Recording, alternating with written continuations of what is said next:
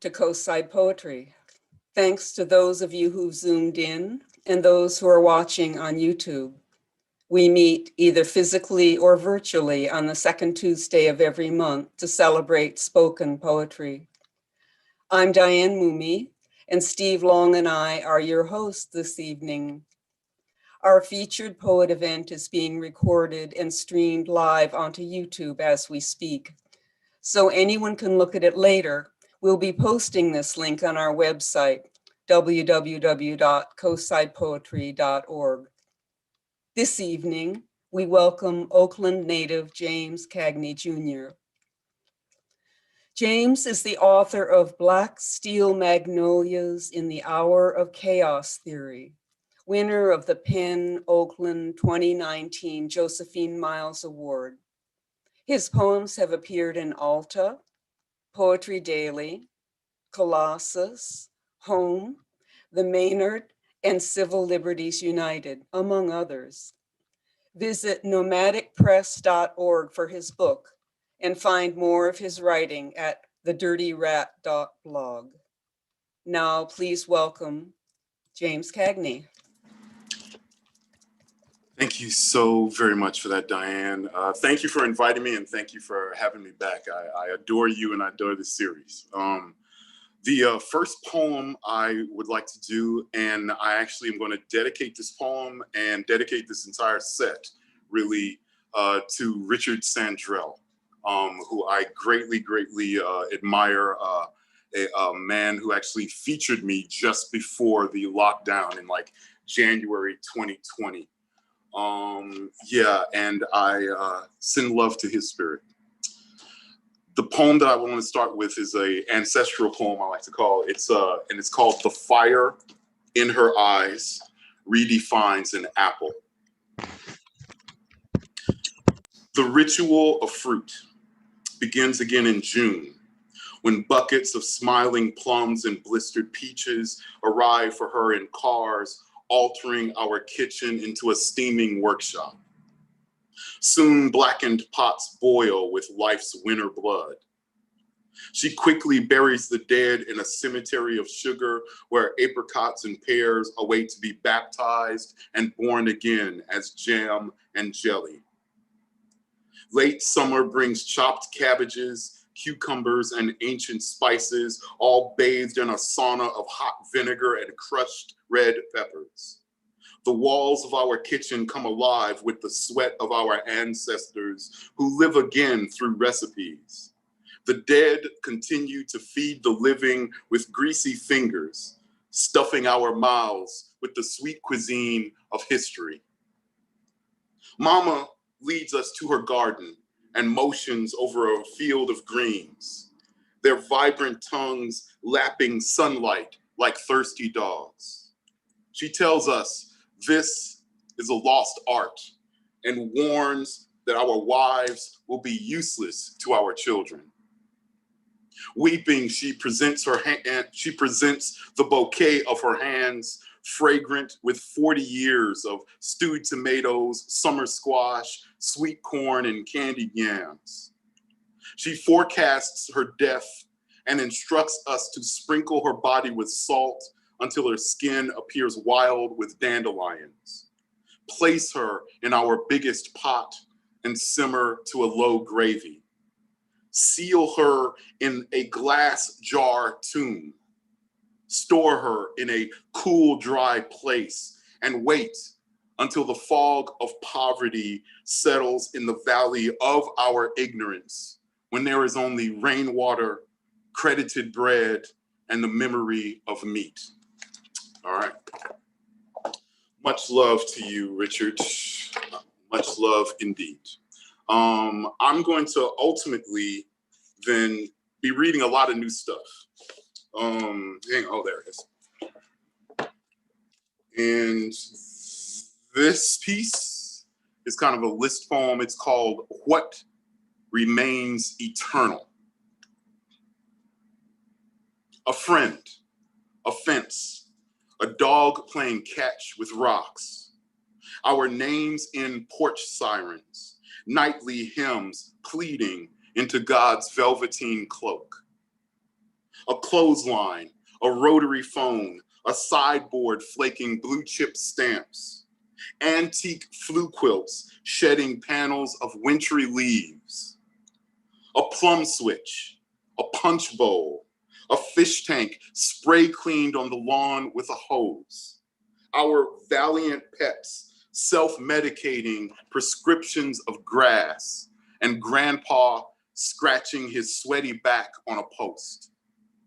Sears catalog, mint and menthol, the spicy mouth of a hushed church purse, closets grayscaled with uniforms, shoeshine kits, rooms grinning in photographs and ceramic chicken dust catchers, iron skillets, sage bell pepper, laundry baskets of collards and loud onions. Eggs denote spirit, drunken phantasms drizzling their ectoplasmic art down our smoke yellow walls. Right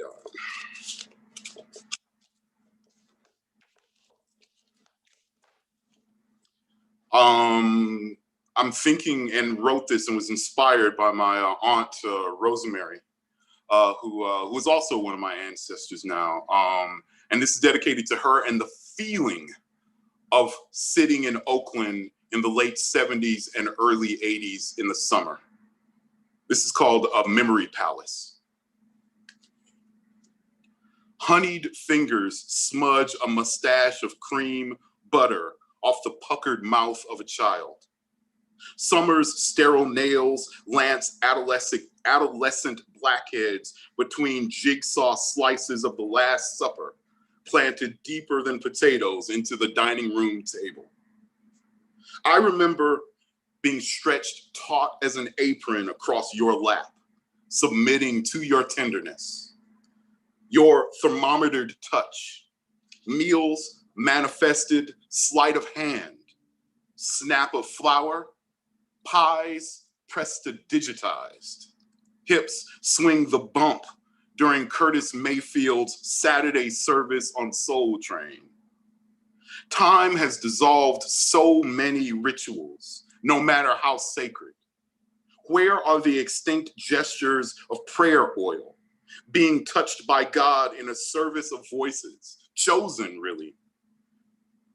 The great pandemic, followed by a depression of touch. Ancestors must pity our dwindling supply of blessings. In my crumbling chapel, I pray to you, all your healing laughter, lips sutured with sugar, your freedom now to caress every living thing like sunlight, as I remain here, my mouth stifled, separated, standing 6 feet deep without you.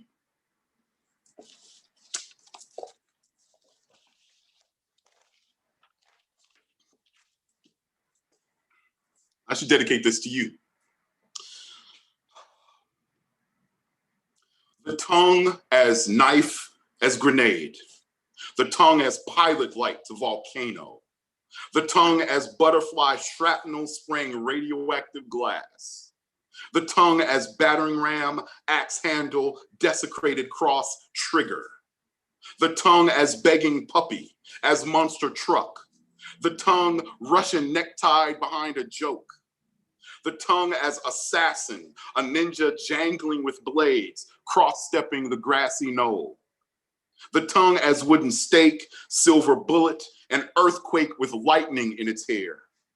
The tongue begging kryptonite to freebase. The tongue as apple and serpent, rolling its jellied eggs into the ear. The tongue loaded, unlicensed, and steaming with cordite, trying to start something that never should have started. The tongue, having kissed every wound from inside out, is jealous of bone. The tongue has heard of the heart, but doesn't believe in it, prefers the pulse in dice. The tongue as a wall, a trench, a gate, fool's gold in moonlight. The tongue tied into a straitjacket, scatting. The tongue, a lead weight dropped onto a garden of peonies, a nest of starlings. The tongue, misfired, misplaced, misspoke in our last conversation.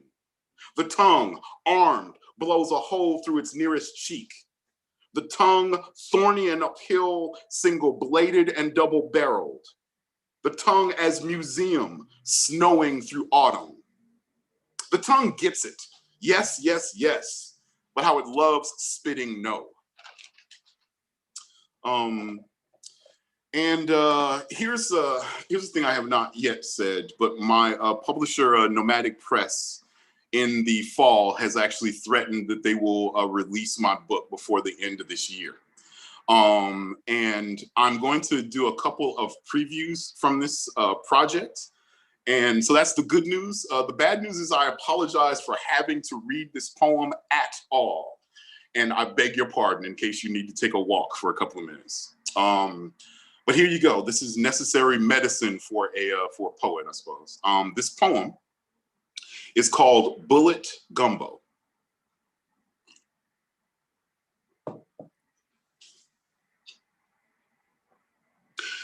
If bullets exploded into flowers, maybe my son's effigy of ashes and clay would be worth it. So says every new parent handed a birth and death certificate stapled together. In some communities, this is health insurance. Look, I'm going to puff up like a bird and chirp. For those easily triggered, stick 'em up, motherfuckers. As you exit, double check that the body you're stepping over in the street isn't someone you know. You know what's tired? Memorial chalk outlines every Black History Month, stenciled outside gentrified coffee shops intended for English bulldogs only. America scrubs its streets clean of history. I mean, America scrubs its streets clean with coppery bodies. Loofahs, afros, same difference. Asphalt angels. Asphalt angels, limbs like arms on a crazy clock that has no idea what time it is, right now or 200 years ago. I can no longer tell the difference between a casket and a crib, grandmama says.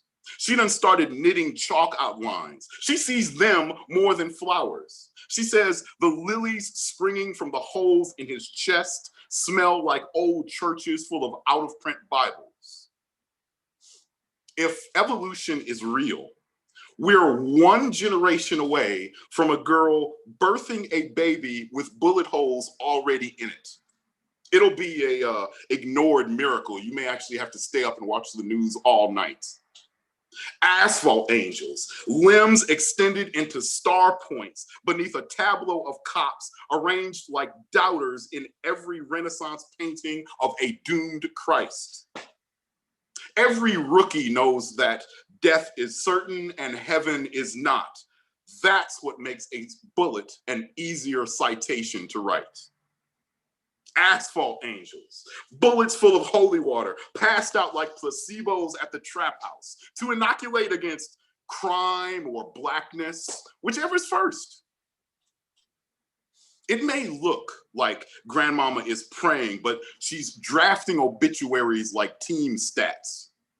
A journalist once paid her in a shotgun shell full of okra seeds and asked, "How do you find so much sorrow in such a small space?"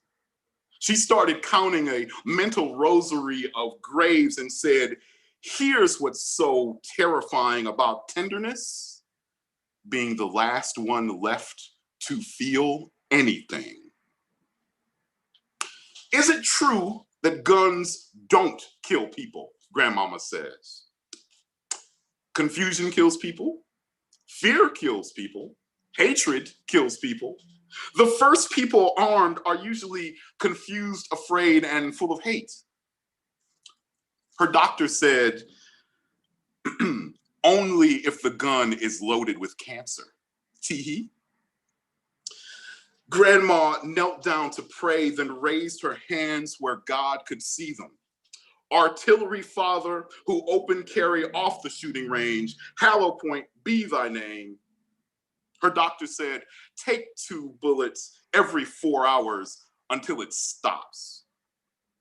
If your God's not armed, you are going to the wrong church. When the preacher says, is you been baptized, he means, show us your bullet wounds, the little puckered keloids where Christ has kissed you. Every mass shooting, and by mass, I mean form of worship, is an infomercial for the NRA, followed by pop-up gun shows, shops, and bringing all the boys to the yard faster than Girl Scout cookies. The streets were filled the other day with young people marching in protest, desperate to end gun violence.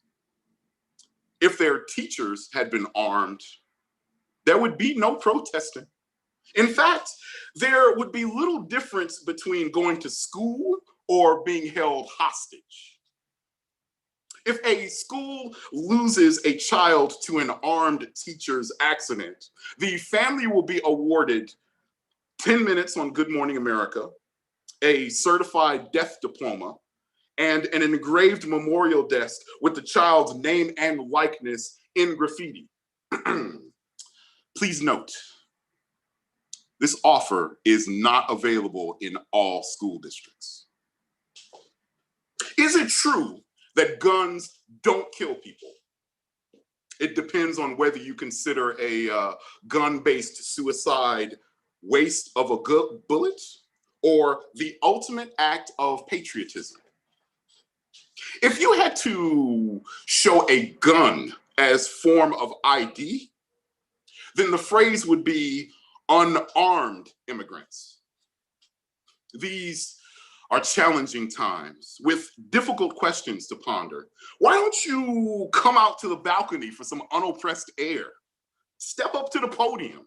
Step out of the car with your hands up. That's not rain, that's blood plasma. The answer to all these riddles is falling from the sky. And there's that. Yeah.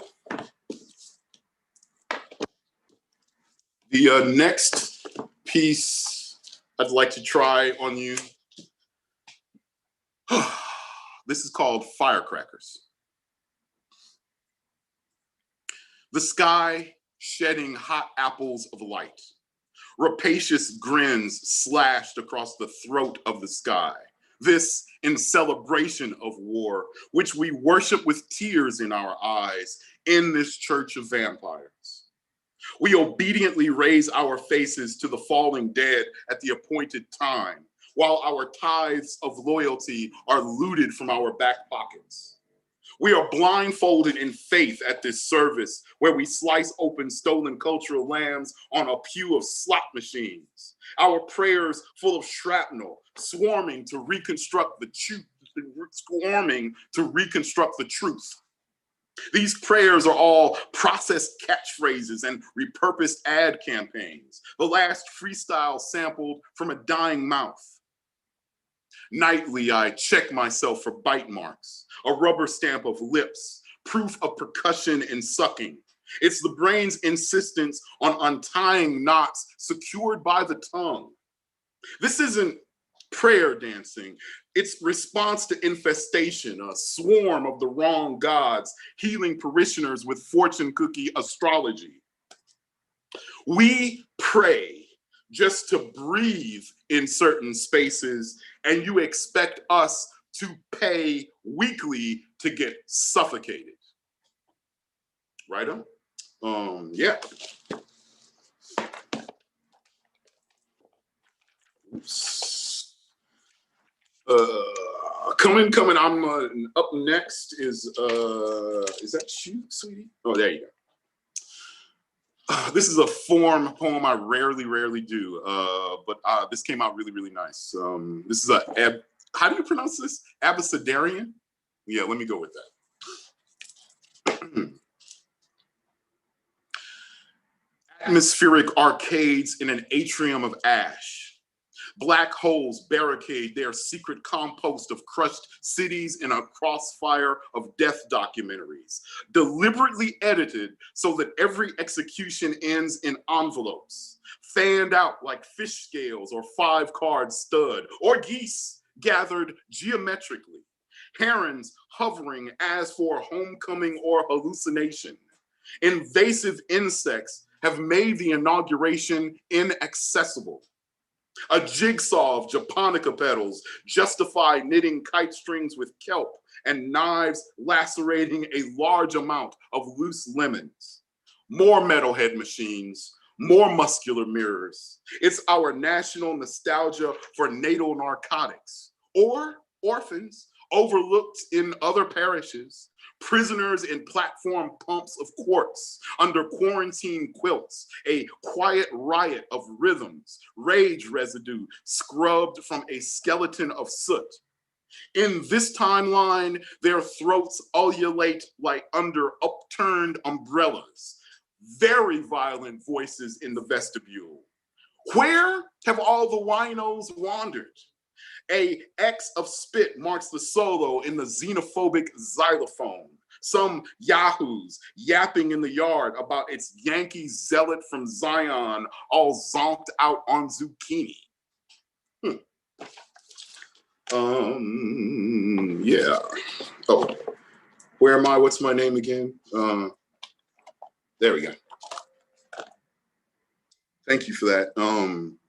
This poem is called Proof. I was very, very blessed and fortunate to get this thing published. This is on the first week of this year. My body has a legend, he says mid-story, and wipes his mouth. Then, as to recite grace, stands at the table to prove it. Beneath the drape of his shirt, a savanna of skin ripples slightly. For a blink, I don't understand what's missing. He had no belly button. His stomach paved mythologically clean. We'd been so casual, playing catch with origin stories after class over crepes and pancakes, our roll call of scars. We'd been speaking of doctors and mistakes when his face shifted gears, then he landed his fork like tapping a baton. This is how boys are, show and prove, tale of the tape. People are terrified by skin not meeting their expectations. For years, white women were forbidden from showing their navels on TV. The networks were alarmed over what they symbolized, how they seemed to prove something, root us together, seeing the placenta as nebula, a star field in skin, a chandelier from which we're all suspended, flaring out from the same light. If men can write shame laws over belly buttons, it's no surprise the fumbling of a Black child steaming new and helpless in a cage of fingers, a rabbit midwifed by a hawk. I know this now, yet how I doubted him, Lord. My sticky maple fingers trembled in prayer all night. Okay. And I think it's pretty clear, but the tension in this poem is because I was the only member of my biological family that got adopted out. Just as an FYI, as you enter this piece, and it is called Heirloom Noodles. He and I share mothers, but entirely different origin stories. 3 Fridays after she died, we meet for dinner at a mirror-walled restaurant. It's dervish of steaming platters, noodles taffy pulled at the door.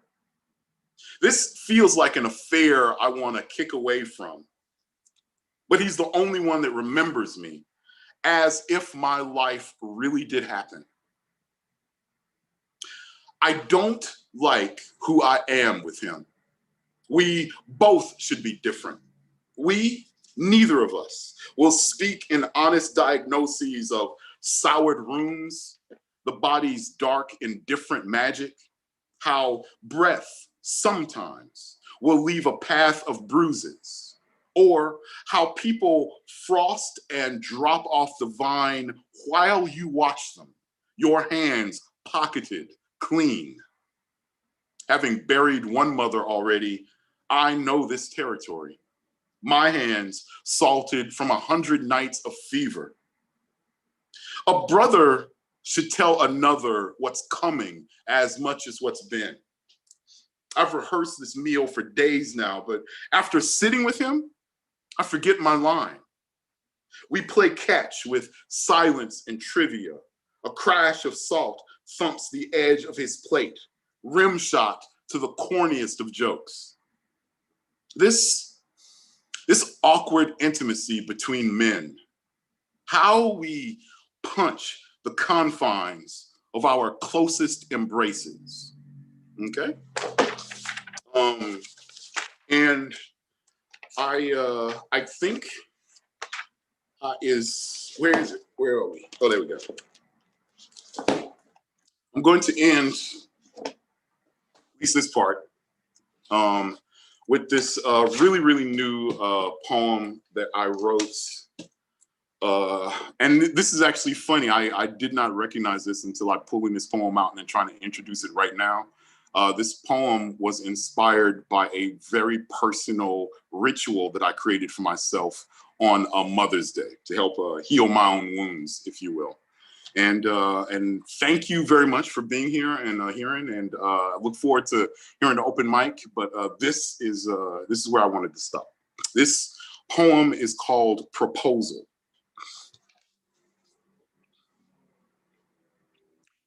Scared of the silence of the future, I make pilgrimage to the ancient temple of the sea, desperate to be parted. My face serrated after endless scrolls of seawater. Usually I am too bashful to dance or pray, so boldly I approach your altar, bearing hydrangeas and grape hyacinths to pay for my first light surgery. I propose to the ocean in its evening gown of lilac and fuchsia. Take the rings spinning through me.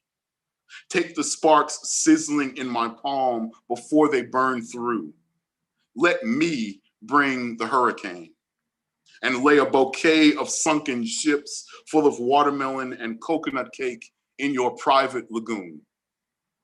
Let these timid fingers touch you while you drop stitch centuries between quilted waves of foam. To you, time and its trivia is a running joke. Go on and laugh the sun down while I wipe the sandpipers from the corners of your eyes. I've been taking cowrie shells for antidepressants. God help my superstitious doctors, these professional illiterates prescribing drugs that make society appear okay, while elders with vintage blood stay at the mercy of children born with fangs. Cleanse me down to my pilot light, here at the beginning of all waters, where only spirit still burns like a bonfire at dawn. I thank you. I offer love to you, Richard Sandrell. I offer love to everybody at this mic. And thank you again, Diane and Steve. Thank you for inviting me. Thank you for showing us your power. Wow, that was amazing.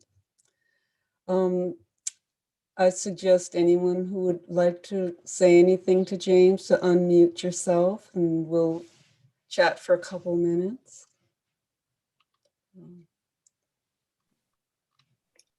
Extremely powerful, James. Thank you. Just it washed over me and through me and in me, and I'll be contemplating some of the things I've heard for a long time. Thank you. I'm so glad we recorded this.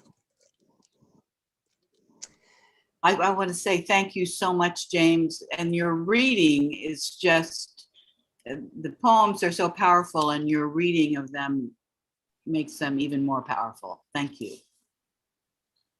I wanted to say a truly hard act to follow, not because we have to follow you, but because it was so wondrous. And as has been said, your voice, your presentation, as much as the power of your words, carry a lot. Everything everyone said before, and just your imagery is, with every line, it's amazing. So there's so many ways my brain has to reset as I listen to you, and it just keeps opening and opening. Really wonderful. Sometimes in a poem, the power can overwhelm the language. And sometimes in a poem, the language overwhelms the power. What's so terrific about what you just read is the balance of power and language. They mesh together beautifully. Thank you. James, Brilliant. I'm really impressed with your writing, and the way that you read your poems is just magnificent.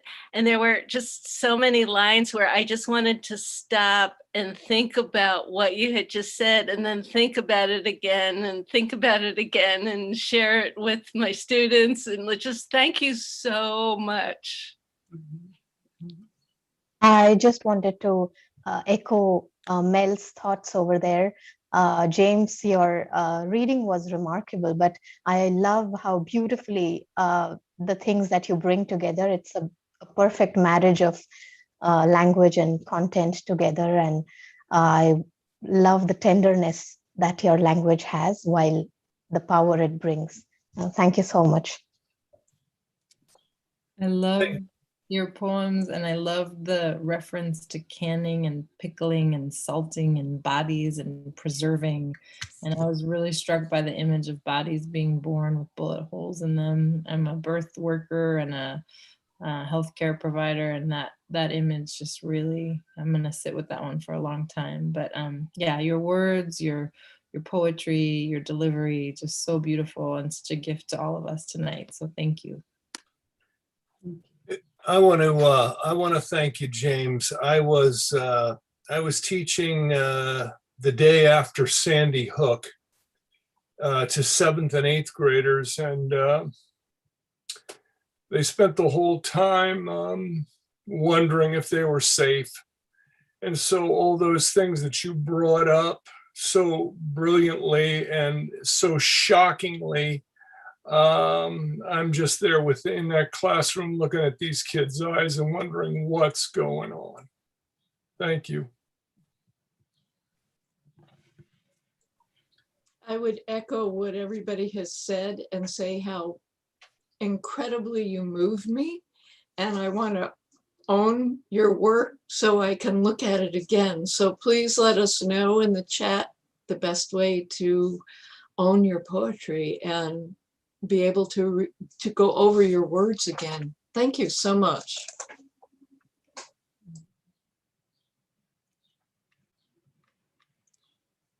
Just to say, I thank and honor and praise all of you guys and love you so very much for being there with me tonight. Thank you. Thank you for your words. Thank you and praise you desperately. Thank you so much. We're going to stop recording in a moment. Those of you in the Zoom room, please stay online if you'd like to take part in the open mic. Thanks to all of our YouTube listeners. Please tune in for our next regular Coastside Poetry event on Tuesday, June 8th, when we'll welcome Belmont Poet Laureate Jackie Rigoni. That brings us to the end of tonight's program. Thanks so much for joining us at Coastside Poetry and for helping to keep the lamps of poetry burning.